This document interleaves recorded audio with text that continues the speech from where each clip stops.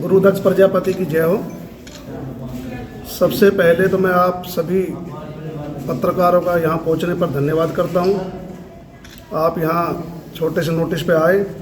जो प्रेस वार्ता इसके मुख्य कारण है, जो यहाँ एजेंडा रखा गया है कि 2009 में जो चुनाव किए गए थे, वो जो रजिस्ट्रेशन करवाया था, हमारे पार्षद जी श्यामलाल बाघोरिया जी थे उस टाइम में, हरिकिशन प्रजापति थे, महेश कुमार थे और 10 लोग और थे जिन्होंने रजिस्ट्रेशन करवाया था।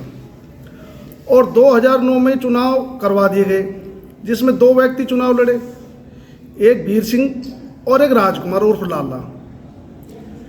प्रजापति समाज के बंधुओं ने वीर सिंह को आशीर्वाद दिया और वो प्रधान बन गए। उसके बाद 2012 में एक नया संविधान आता है एक्ट का, उसमें वो हमारी जो रजिस्ट्रेशन था हमारे देश प्रजापति सभा, वो निष्क्रिय हो जाता है।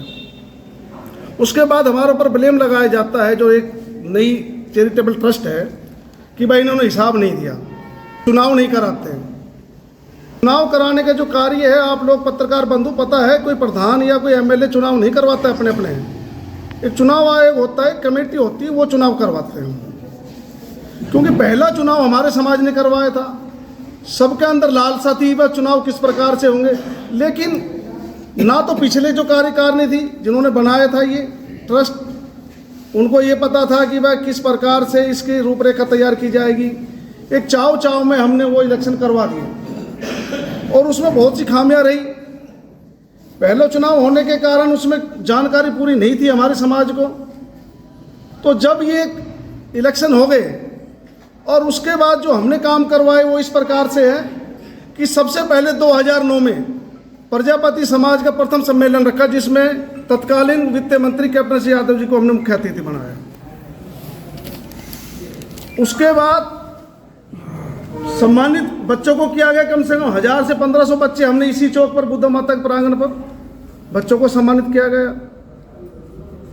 तो जो कार्य हमने किए उसमें हमने मंत्री जी से चौक मांगा, जो कि हिंदुस्तान का पहला प्रजापति चौक था, और वो बाईपास पर हमको मिला, वो हमने बनवाया। और जितनी भी हमारे 5 गांवों की जो धर्मशालाएं हैं, उनको सरकार द्वारा हमने ग्रांट उपलब्ध करवाई। और चंदा इकट्ठा करके ये लोग जो आरोप लगाते हैं कि इन्होंने पैसे खा लिए, वो पैसा तो भाई इन्हीं के पास है, वीर सिंह प्रधान के पास नहीं है। उसका मैं हिसाब अभी दूंगा। मैंने कहा था कि वह जो भी नई संस्था बनेगी उसको हिसाब देंगे, आपके चैनल के माध्यम से, आपके सामने, समाज के सामने, वो आज हिसाब भी देंगे हम लोग। और जितनी भी हमारी गरीब बहन बेटे थे, उनकी शादी में अपनी निजी कोष से, चाहे चौधरी दौलत राम जी रहा हो, चाहे धनी राम जी रहे, चाहे हरिकिशन जी रहे, एक टीम वर्क के माध्यम से हमने काम किया है। और कुछ बच्चे जो पढ़ना चाहते थे, जो आर्थिक मजबूत आधार के कारण वो नहीं पढ़ पाए, उनको भी हमने चंदा दिया है।